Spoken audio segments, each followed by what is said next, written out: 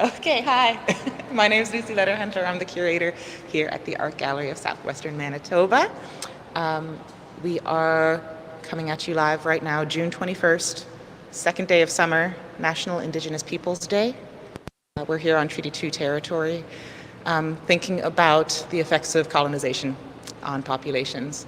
And it's with that in mind that I acknowledge that this is the shared land of the Cree, the Anishinaabe, the Dakota, the Dene, and the Anishinaabe people. And it's also the homeland of the Red River Métis. I am so happy Marigold Santos here with us in person. Thanks for everybody for joining us. This is a conversation, this is a tour. Interrupt us at any moment, and anybody online can also interact with us via the comment section on Facebook or YouTube there, and we'll get those messages delivered to us live to answer. This recording will also be available after the fact, as much as you like. I think, without further ado, Marigold Santos was born in the Philippines and immigrated with her family to Canada in 1988. She pursues an interdisciplinary art practice that examines notions of heritage, folklore, motherwort, decolonization presented within the otherworldly. Her paintings, drawings, sculptures, and tattoo work explore selfhood and identity that embraces multiplicity, fragmentation, and empowerment as informed by diasporic experiences. She holds a BFA from the University of Calgary and an MFA from Concordia University. As a recipient of grants from the Canada Council for the Arts, the Alberta Foundation for the Arts, and the Conseil des Arts et Lettres du Québec, she continues to exhibit widely across Canada. Welcome. Take it away. Brand new exhibition of work. Yes, thank you, Lucy, and thank you everyone who's here and who came to the opening last night. So lovely to see all these faces, the community here up in Brandon. So happy. Really excited to be presenting this work. This is the first showing of this body of work, so it has not been shown before. And it's also a little bit, I won't say a departure, but it's different in terms of the material that I'm working with in this exhibition. So it's the first time you're going to see a lot of textiles in my work, coupled with some sculpture, also photography, which is a media that I don't normally do. So it's, right. it's you specifically said I'm not a photographer, and yet. Yeah. Exactly. Yeah, I'm quite intimidated with cameras, but I really felt like that was a proper way to be presenting this work. So yeah. I went ahead and did that. So we're going to just walk around and we're going to talk about all the works in this gallery. Yeah. We're standing here in front of this big piece here. This is a vinyl on a wall, and it's a drawing. And I guess I'll start here because it's a good to introduce most of the work. This style of drawing that I do comes from these flash tattoos that I do. And flash tattoo, or flash designs in tattooing, is a term that you would use for pre-drawn designs that people can choose from.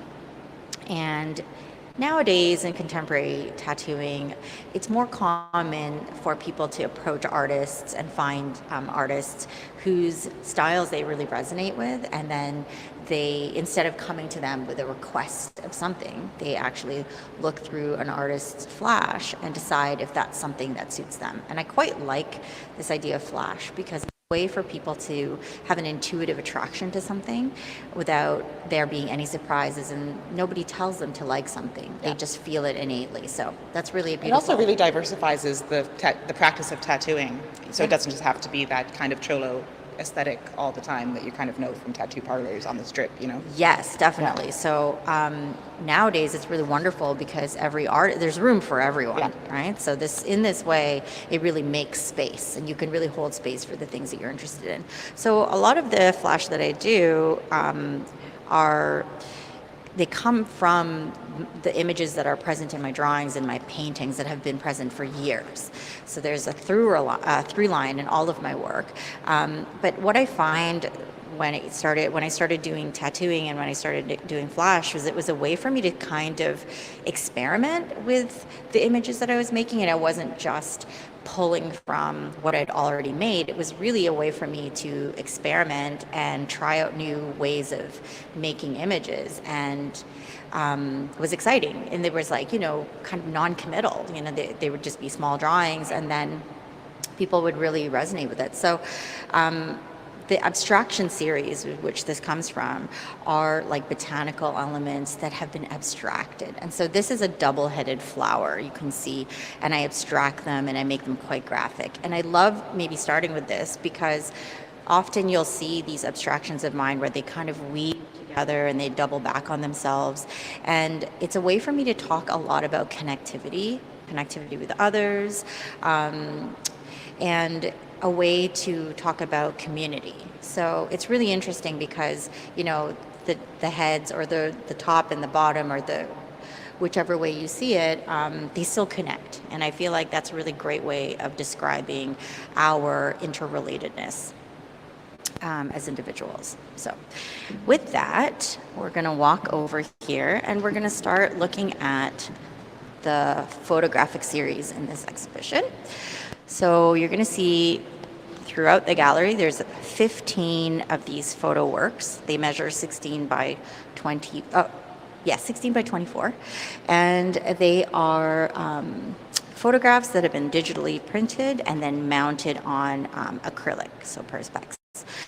And these 15 individuals that you see in these portrait series are all individuals that I have had the pleasure of tattooing. So they've been selected because they are of Philippine background. They're of the diaspora. They've come to me for work, tattoo work on their bodies, and it was a very, very beautiful exchange. And we've developed sort of like a relationship after that, like a friendship or a rapport. And so they were also selected because while they were being tattooed and during the process of the whole tattooing process, there was a lot of dialogue about why they wanted to be tattooed or what they were wanted to get tattooed with. And so a lot of the images that they are tattooed with, again, come from my flash, or maybe they were like customized for them because we had a discussion about it. But they were familiar with my work to begin with. They were familiar with who I am as an artist, what I do, what the history of my art has been about, my background, and then also just my aesthetic. So they come to me with all of these things already in mind, and then it becomes this like really beautiful sort of situation. And so I'll take you down and sort of introduce them and just talk a little bit about each person too, which would be a really great opportunity to do that, you know? So this it occurs to me, I never told people what the name of the exhibition is, which is of armor, bespoke, of skin of within. So yeah, a fabric of skin of within. A fabric of skin of within, exactly. Yes. Yeah. So just so everybody knows, in case they're listening to the audio, those are the themes that we're going to be looking at. Yes, absolutely. And we'll talk a little bit about like how they all relate to each other once we kind of go over all the artwork. So this is Tommy. I was really excited to photograph Tommy. They're one of the 15 individuals, and they were like super willing and excited to be part of the exhibition. Tommy is also an artist based out of Mokensis, Calgary. They have a lot of tattoo work already, so I was really happy that they had asked me to be a part of their collection. And as you know, with tattoos, it's a really important way for people to adorn their bodies for all sorts of reasons. It could be to memorialize something, it could be just an adornment kind of thing, but it is something that makes people feel quite empowered because it is their own choice to do that. No one tells you to get tattooed, not in our current society. So it's a really beautiful way to kind of to claim your body. So that's Tommy. This is Joey. Joey had been getting tattooed from me for several years, actually. When I had moved to Calgary, he had known about my work and was super excited to get tattooed. And Joey's a really amazing individual because he really trusts me, and whenever I have time, I will tattoo him. He'll just be like, "Do you have time?" Or he'll say like, he'll come to the studio with a very open mind, and he just puts so much trust in me. And then we end up doing so many things that we didn't even plan to do, which is a really beautiful thing, for me to be in that position, to have so much trust placed on me. It's really lovely. And it's so cat-like, you believe it when you see this. Yeah, look at this smile. This is Jean. Jean is also another tattoo artist in Calgary. They have a shop.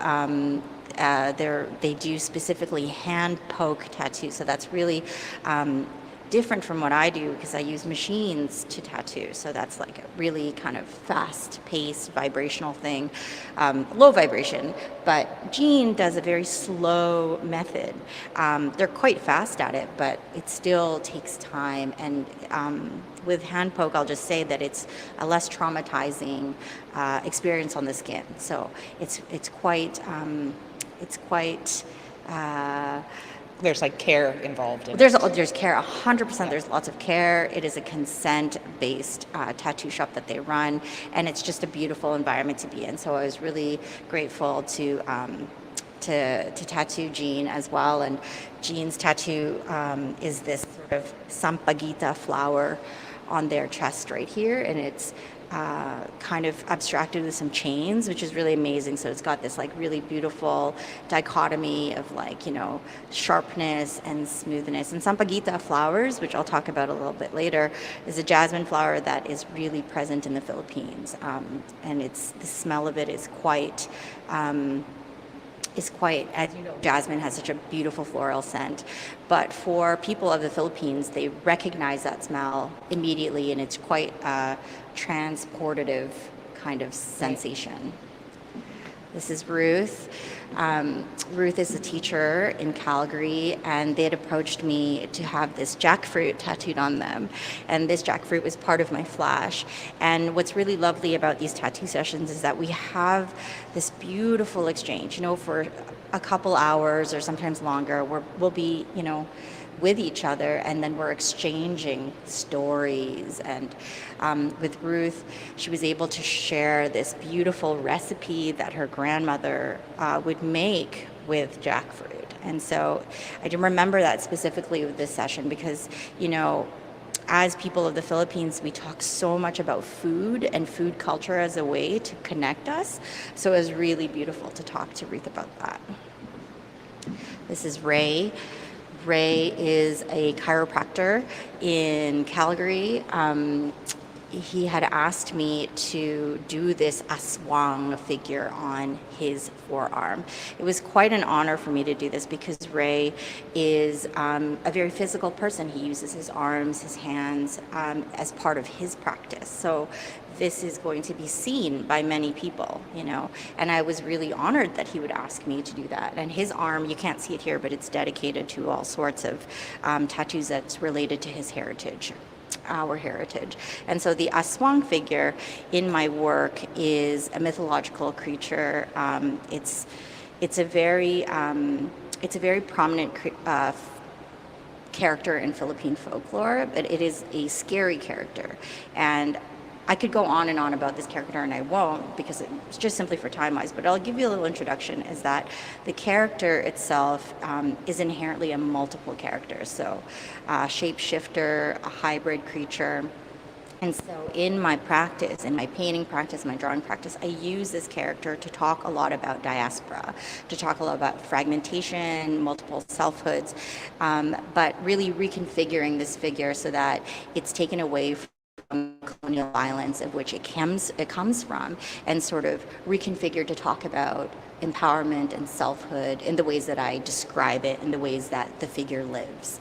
So here, the aswang is sort of in this like checker kind of pattern, and so the way that I reconfigure the aswang is by sort of presenting the body of this aswang in positions differently than in the traditional sort of mainstream ways of understanding. So if somebody from the Philippines saw the work, they'd be like, I don't know how that's an aswang. And that's important because it's supposed to be separated from a little bit of from where its origins are as an effort to reconfigure it.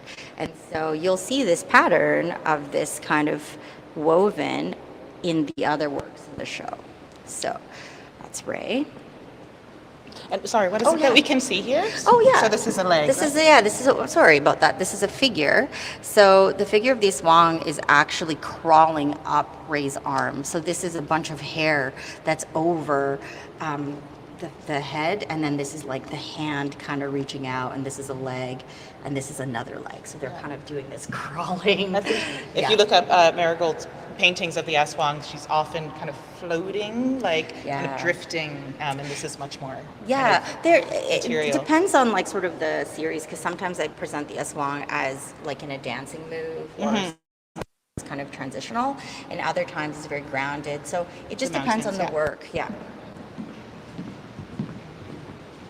And this is Tiffany. I met Tiffany Tiffany had known of my work and flew from Toronto to come get tattooed by me.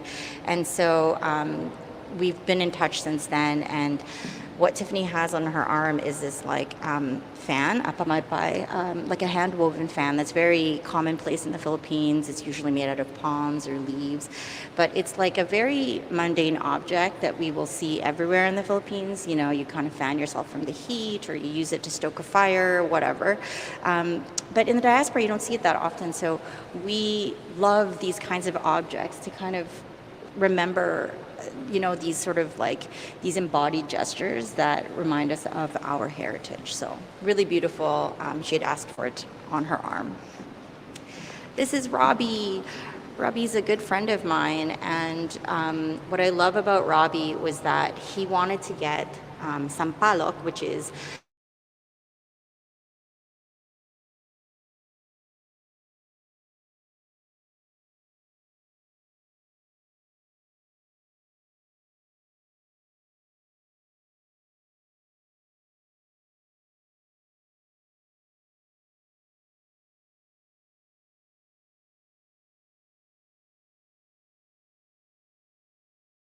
neck. So I had tattooed his neck, and the tamarind sprigs, the sampalok, kind of cuffs around his ear and up here like an earring, which was really great, and it's on both sides.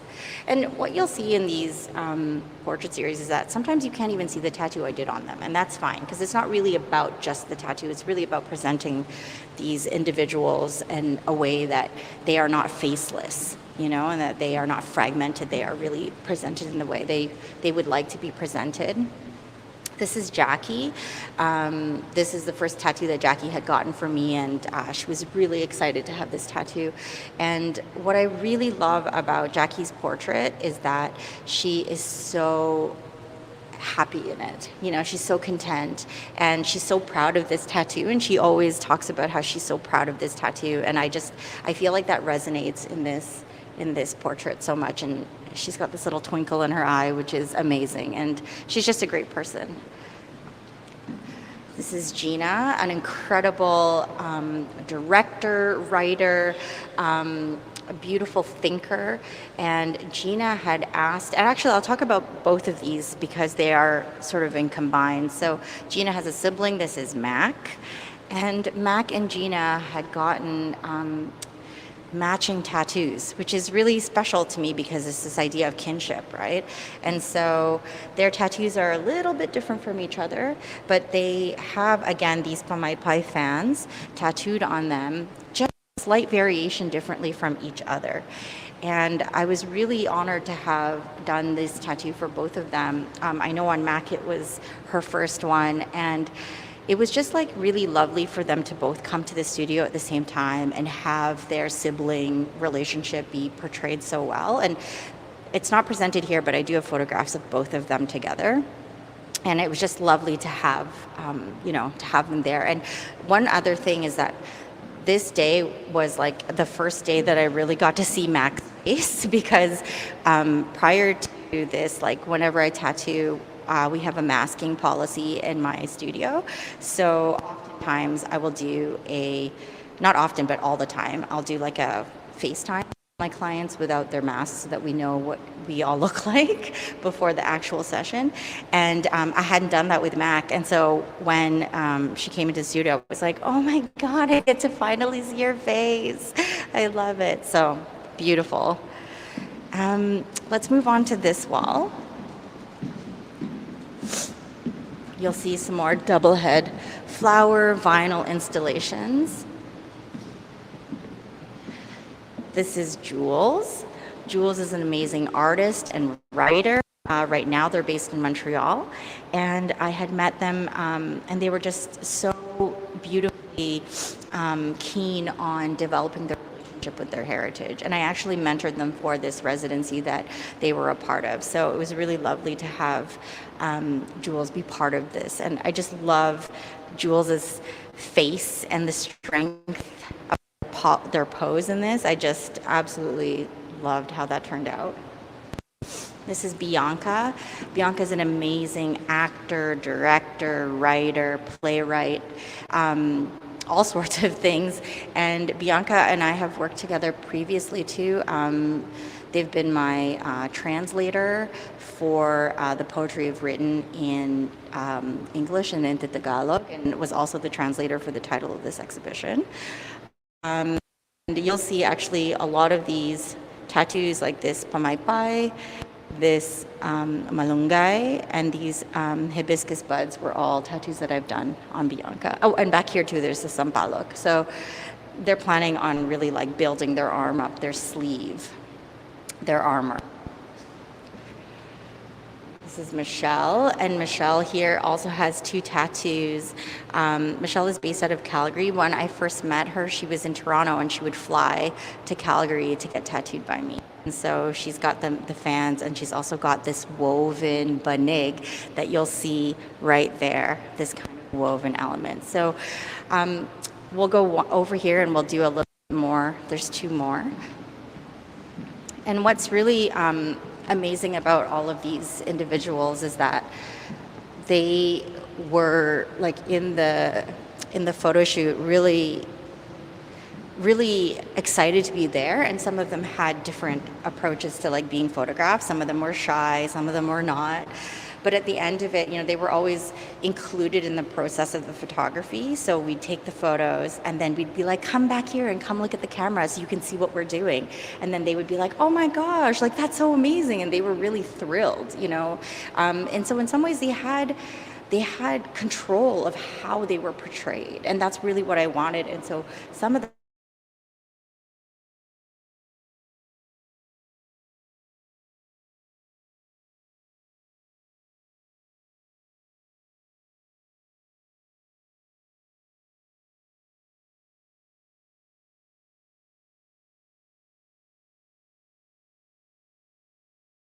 again, we've got like the senior siblings and we've got the junior siblings, and that's sort of how I was referring to them in the shoot.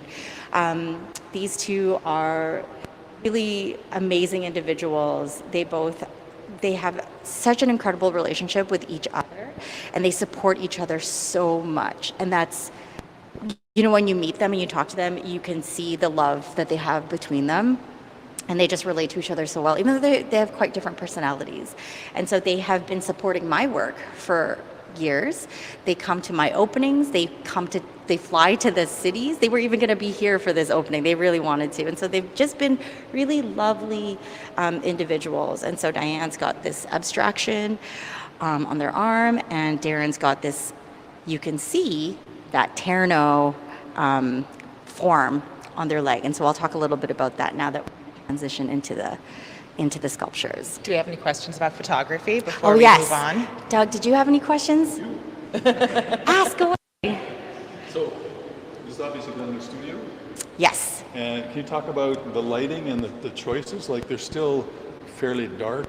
So, how did that come about? What did you do? Yeah, so on a technical level, I'm not a photographer, and I'm quite intimidated by cameras. But like I said earlier, I really felt like this was the proper way to be presenting these folks. So I really had to kind of learn. I had my friend who is a photographer, Stacey Watson, assist on the shoot, and we had prepared the studio, and it's my studio, so it's my painting studio and my tattoo studio. Black backdrop. Blackout curtains, just make it super dark. But it wasn't like, pitch black, like it just was a darkened space. And then we set up the camera, and we had 2 lights on either side. And throughout the shoot, we would use both lights, but at the very end, we would call it the Phantom of the Opera lighting, and then we would turn off the lights and just have the one. And so that was actually, all of these come from the Phantom of the Opera lighting. And so that was the one that just was like the best. It spoke the best. I'd asked everyone to come in wearing like black or something. A lot of them were like, oh, I wear black all the time anyway. So it wasn't like a special request. But what I wanted to do was just have their skin, their faces be like the focal point. Because that's really what I'm trying to honor. And so that's why the black really fades out. And then it was shot on digital SLR. And it just became this very rich black that was, it works so well. I mean, I just was so happy about it. Did you have another question about? Yeah. So I love the richness of black. That's not easy to do, so it's very, very well done. And the other question I've got, not so much about the technical side of the photography, but about your choices. So in this one, there's a sock. In one over there, there's a chain, it looks like, on the jeans, and there's a button. Yes. So those are the only ones that it isn't about skin and black, basically, or the tattoos. So was that a choice to leave them in? You could have photoshopped them out, or? Yeah, no, that's a great question. And also there's fans over there, so sometimes like some of the objects come into play in the photos, and I really wanted to keep those elements because when I had asked all of these folks to come in, I asked them to bring 2 outfits. One was a black one, and the other one was an outfit that didn't have to be black, and it could just be something that they were they felt best represented in. And so we had a whole other photo shoot of those outfits. But in the end, we went with the black. And so even when they wore the black outfits, they still chose black outfits that were really important to them. Like it wasn't just like, oh, this is black, I'm just going to, take this. And so those choices were still important. And so with Darren here, they came wearing this beautiful outfit strategically with a slit in the skirt so that you could see that. And I love that these socks were carefully chosen, and I was like, I have to leave that in. And also it's just beautiful photographs. So I wasn't really so selective about the things that were going to pop in here and there. They just added really beautiful elements to it, like Robbie's chain, and Bianca's little button, which I love when people see that because it is just like, it was a choice to leave it in there. And I'm just so glad that we did. And then, people can really actually see it and discover something texturally.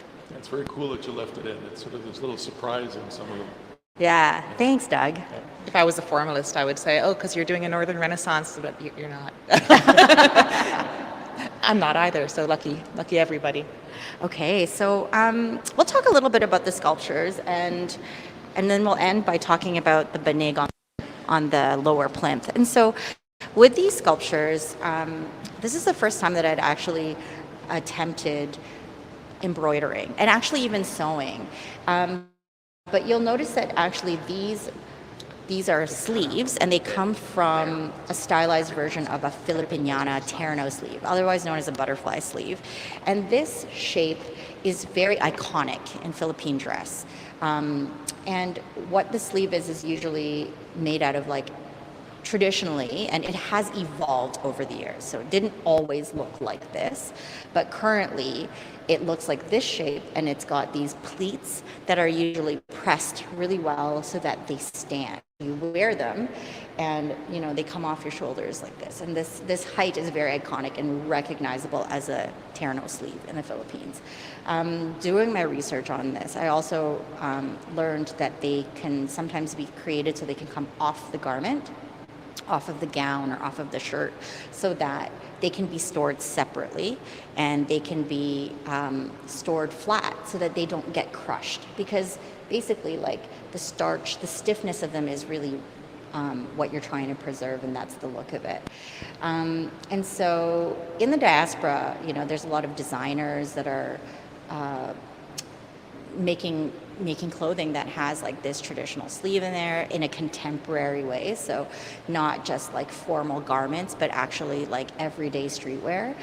There's a designer that I love based out of Toronto called Vinta Gallery that does this exactly, and they make it available for everybody to wear in an affordable way, and in a way that you don't feel shy to wear it. It's I don't have to be in a black and white gown setting to be wearing this.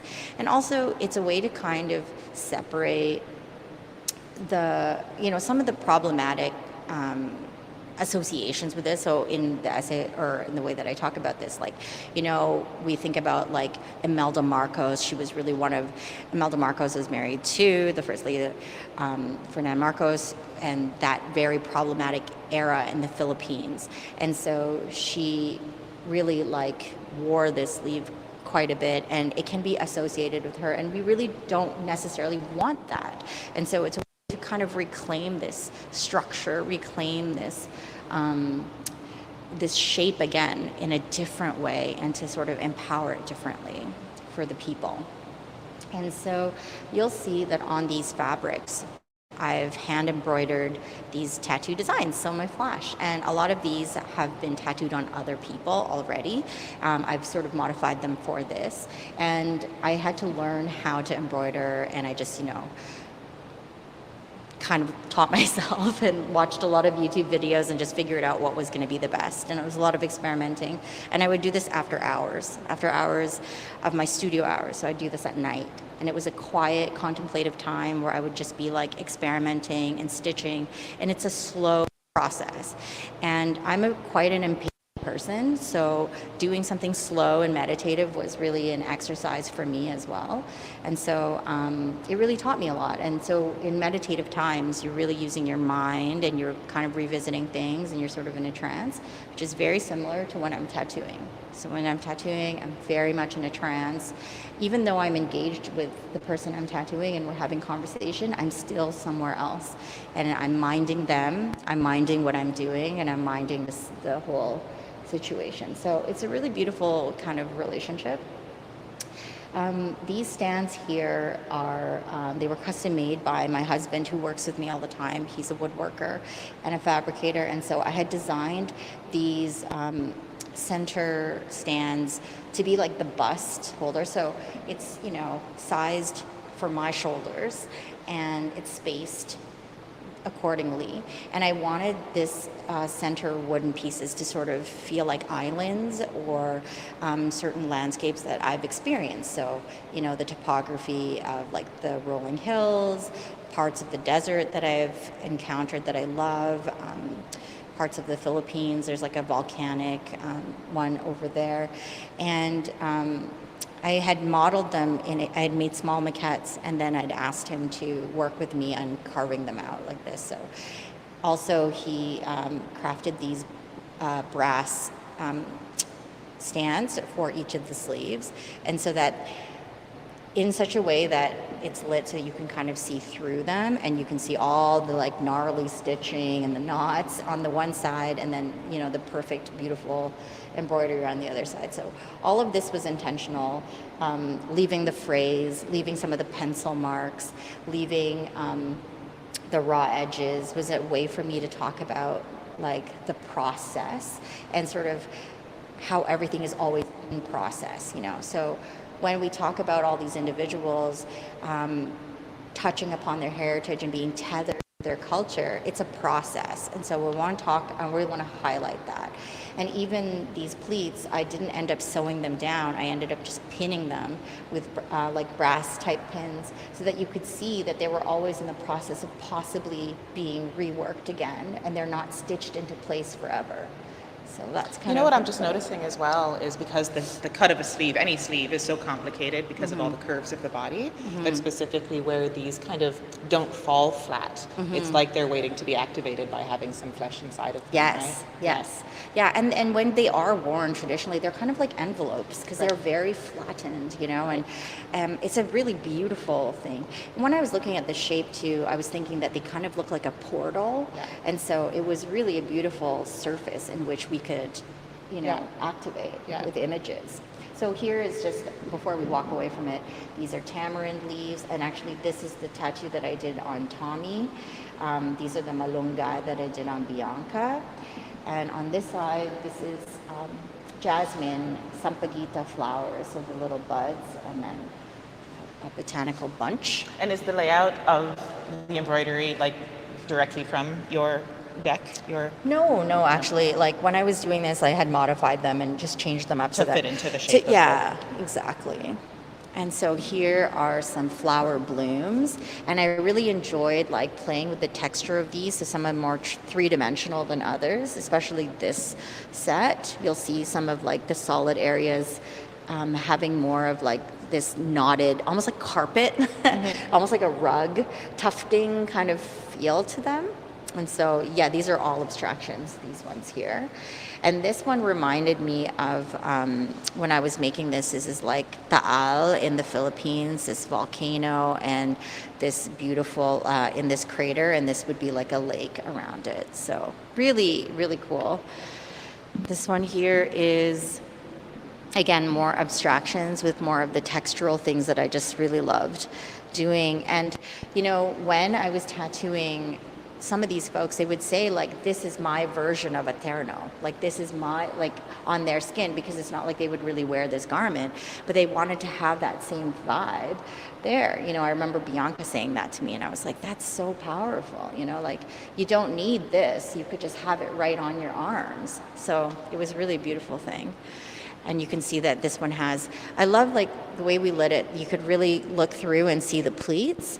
And in the paintings that I do, I really emphasize that in some of the figurative work that I do, that you can kind of see the structure of the pleats really well. Because that's sort of what makes it iconic. Yeah, you know? yeah.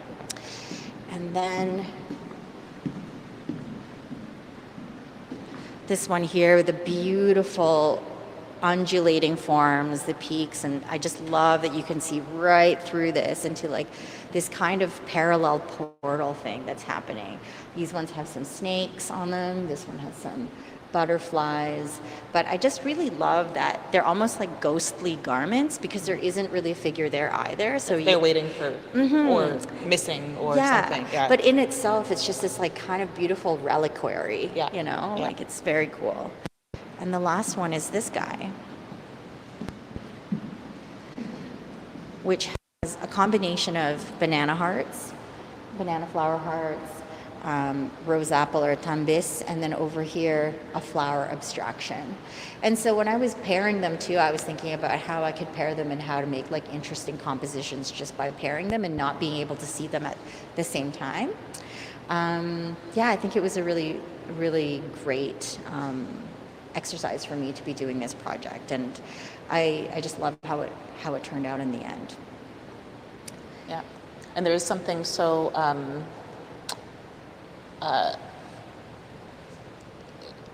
so you were talking about kind of era. I'm thinking in terms like the fascists in Hunger Games who have that elaborate kind of like overblown fashion can also really easily be translated to kind of a moto fashion, right? Like real streetwear, and putting it on this brass almost feels like a ballet, like they might be waiting for that, but the unfinished quality gives it, I don't know, edge. Yeah, and I love this idea of like showing the parts that are not necessarily meant to be seen, and that, you know, loving the parts that are not meant to be seen also tell a really important story, and that goes across the board, you know, like usually we like edit things out and we try to there's like a foreground and then there's like a background, like all of these things. So it's like kind of seeing a bigger picture of something is a lot more meaningful and significant than just seeing edited moments, you know. So this is a way to kind of talk a little bit about that as well. Yeah. And honoring that. And let's talk about this final piece here, which is the thing that kind of brings the show together for me. It's a quiet piece, and this is titled Banig 3. And so the banig is a traditional mat that you'll find everywhere in the Philippines. It's a mat that you would, comes in so many different sizes, many different uses. The beautiful artisanal methodology, depending on the region, of how to weave these particular mats.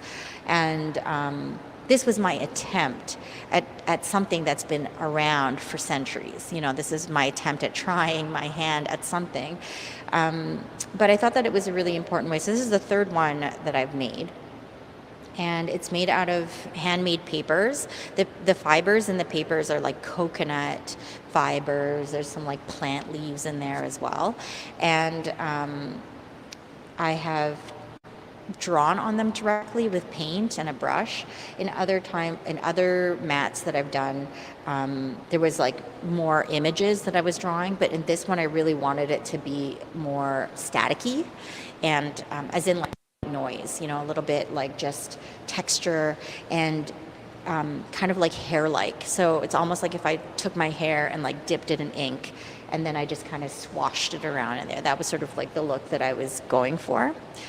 And then I wove them, which I had to kind of figure out how to do by watching a lot of videos of how traditional mats were woven in the Philippines. So I used the most simplest method to try to do it. And it was, again, after hours. I would do this in the night when my child was sleeping. I would do it when I had a moment. And it would just and did build. you, sorry, did you jumble up all of your cords, or can you track lines between one strip to the next? That's a really good question.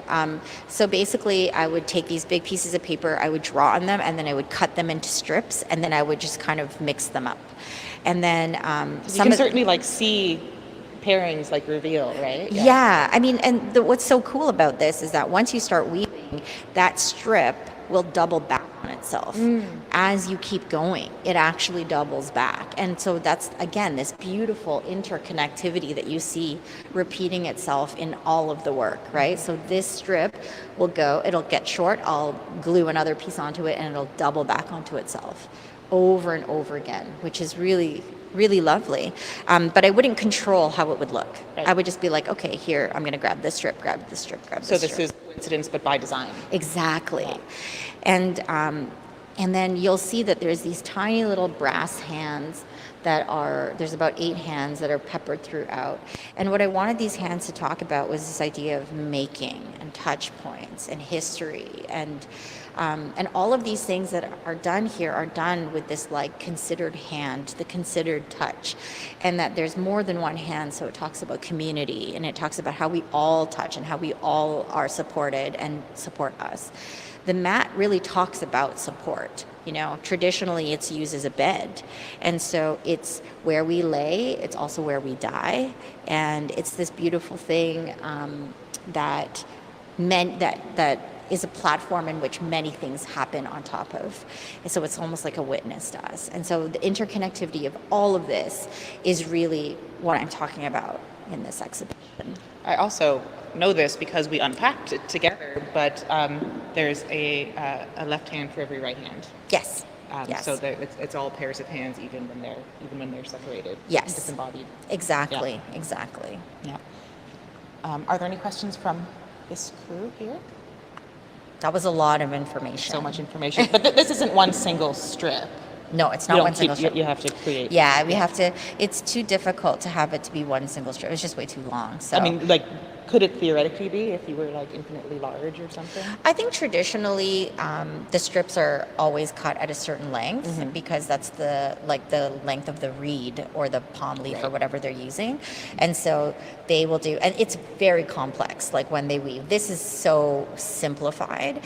The way they weave can be like double layers, and they can weave patterns in there. They can weave in a circle. They weave in the most amazing ways. So. This is just an attempt. I love that randomness by design and the balayage that you've achieved with this really brings back that theme of that weaving and fragmentation are so similar that they're almost the same thing while still being opposites, right? Yes. Yeah. And for me, like the coming together and coming apart, so things that are unraveled and things that can be put back together, that repair part of it is really what I'm trying to highlight, because the repair part is significant in that anything that can be repaired stronger than it was initially. Rather than it being vulnerable and weak, it actually can be paired stronger. And so the Aswang mythology with this fragmented individual, you know, the way that I see her is that the way that she can sort of sever herself the ways in which it can come back together can create infinite possibilities of strength and resilience. And so that's how I see things that are always woven. That's why you'll see a lot of like woven things in the work. Lots of Easter eggs everywhere too. So much. Exactly that. Yeah. Yeah. That's a good transition. The repair to a question that we had online from Melanie. Okay. Which was regarding the terre nose. If you have considered, I don't know, finishing them more, creating something more sculptural with a body inside, something wearable. Yeah, absolutely. There's so many, this was just the beginning of this journey of using fabric. My mom and dad just came back from the Philippines, and I had requested them to bring back some piña fabric, which is, so traditionally piña fabric is made from pineapple fibers. It's rare that you're going to get 100% piña because pineapple fibers, though they are really resilient and they're harvested from the fibers inside a pineapple leaf, and then spun and then woven into these beautiful garments.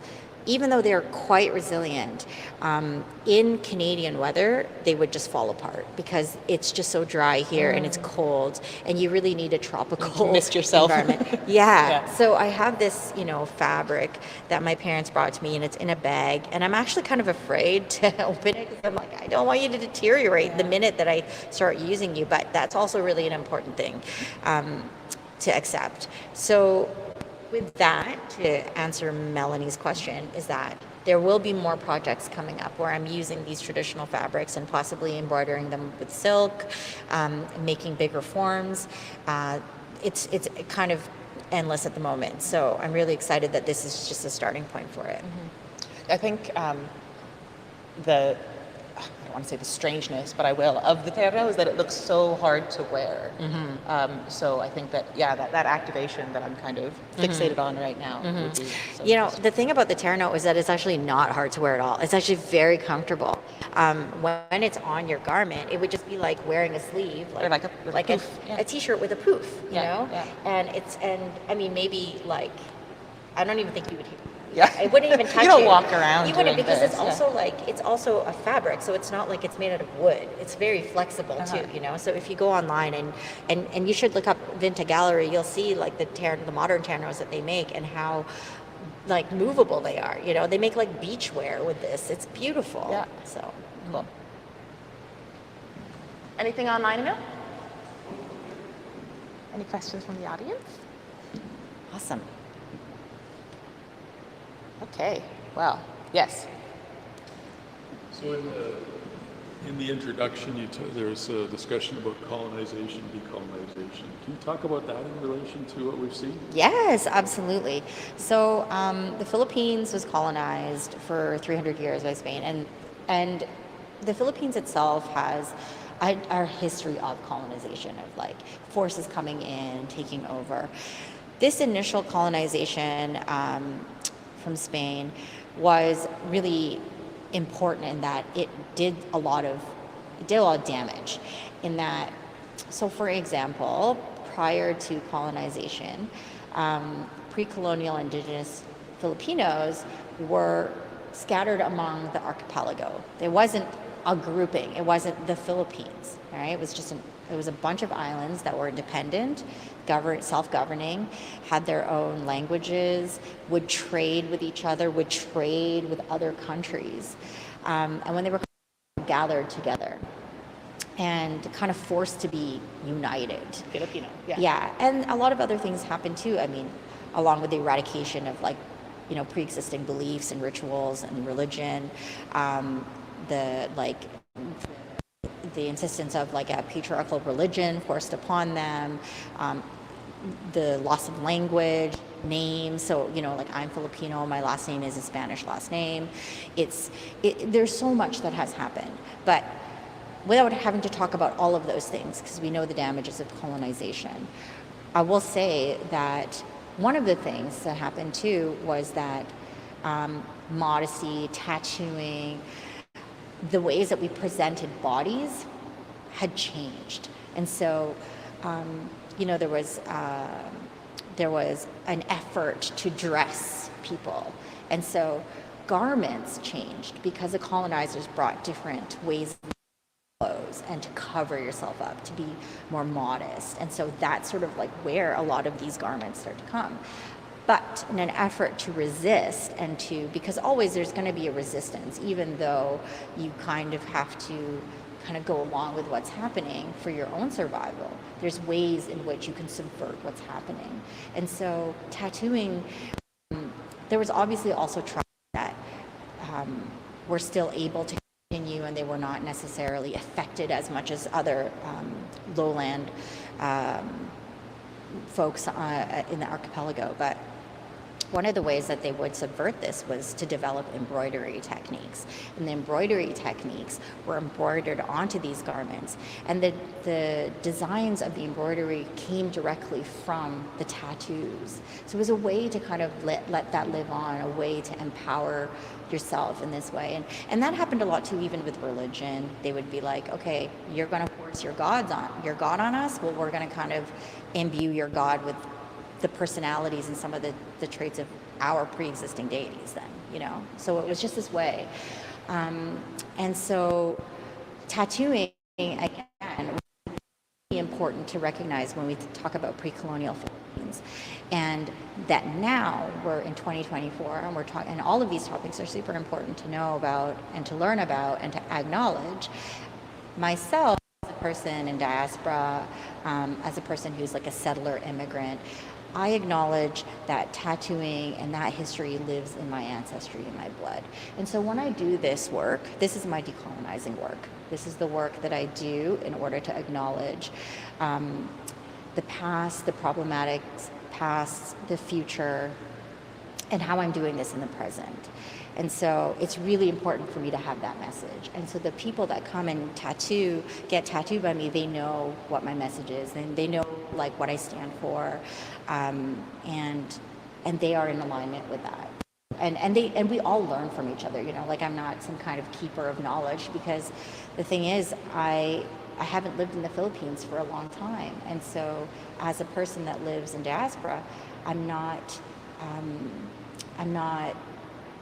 fortunate enough to be surrounded by my culture 24/7. So what I have to do is I have to learn about it. And it comes to me only in fragments. And I have to take those fragments and I have to celebrate those fragments. And I think everyone here has to do that too, right? And so whatever fragments we have, you hold it, you keep it close, you learn from that. And then that's why when I make work, I talk a lot about the celebration of fragmentation, because in some ways those fragments are really powerful and you can put them together in new ways and create a lot of significant meaning for yourself and for others. Yeah. Thank you. You're welcome. Thanks Great for asking question. that question. Yeah.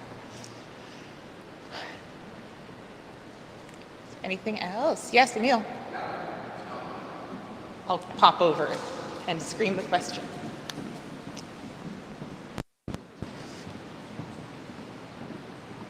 Okay, from Barb. At one point, you referred to the tattoo sleeves as their sleeve, their armor. I'm interested in the parallels with the garment sleeves presented. Let's talk about armor. Yeah. So a long time ago when I started tattooing, one of my very, very close friends, who is a brother to me, his name is Mood, we talked a lot about how tattooing our brown skins was a way of creating this kind of talismanic power, this kind of like armor on our bodies. And that really stuck with me, because in some ways, like when you walk around and you move through life and you see other people with that same thing, you're like, I can relate to you, even though your tattoos might be different or your aesthetics are different. There's this thing. But especially when we see amongst like in our community, we feel like quite powerful about that. You know, people get tattooed for so many different reasons. Like I said, it can be to be a commemorative thing. It could be something that's like memorializing something or adornment, or you know, we don't know what these are. They are all somehow something that they choose for themselves. And anything that you choose for yourself is really important, you know, like that is your choice. Mm-hmm. And the ways that you can decorate your bodies that way, and you create experience like collages on your body, is a way to remind yourself thing. For me and for some people that I know, it becomes almost talismanic. And in some ways that becomes like your armor, like it's imbued with so much power. And so when I talk about these sleeves, that's kind of that too, right? We talk about like the strength, even in just like the form of like these Terno sleeves. They feel so powerful, but when we look at all these individuals, you know, they don't have these sleeves on necessarily, but they have the power on their direct skin. And that is what you live with. It grows with you, it changes with you, it witnesses your life, and you die with it. And I mean, I can't think of anything more powerful. I think it's so, I mean, anybody who knows my curatorial practice knows that mostly I start out playing with words, and in the translation of the title of this exhibition, the word for armor rhymes with protection. And so this idea that maybe in this worldview, as opposed to a barrier, the fact that you kept saying talisman when you were describing armor, it's about security as opposed to boundary making, as opposed to the space that you're delineating, right? Totally. Yeah. And also like in like Philippine folk tradition, and this is again something that was like using some of like those belief systems that were kind of pushed upon pre-colonial Filipinos, is that there's this concept of like an anting-anting, which is like an amulet or like a talisman that you kind of imbue like certain powers on, and you keep that with you, and everyone can have one, many different ones or whatever. And so in many ways, like these collections of tattoos on your bodies can be like a version of an anting-anting. So yeah. Great questions. Everybody's just pulling so much out. Thank you. Yeah. Anything more? Okay. Great. I think that's about an hour. I don't know. Okay, well, thank you. Yes, exactly. Wow. It's as though we planned it. Thanks everyone for coming. Thanks everyone for coming. Thank you. Thanks Thank you. Marigold for making the trip. It's Yes. been such a pleasure. It's been my pleasure Yeah. too. So of armor, bespoke, of fabric, of skin, of within, Tagalog translation that I'm not going to attempt, is going to be on until August 24th in the AGSM main gallery. You definitely want to see this in person. Thanks so much for joining us again. Thank you.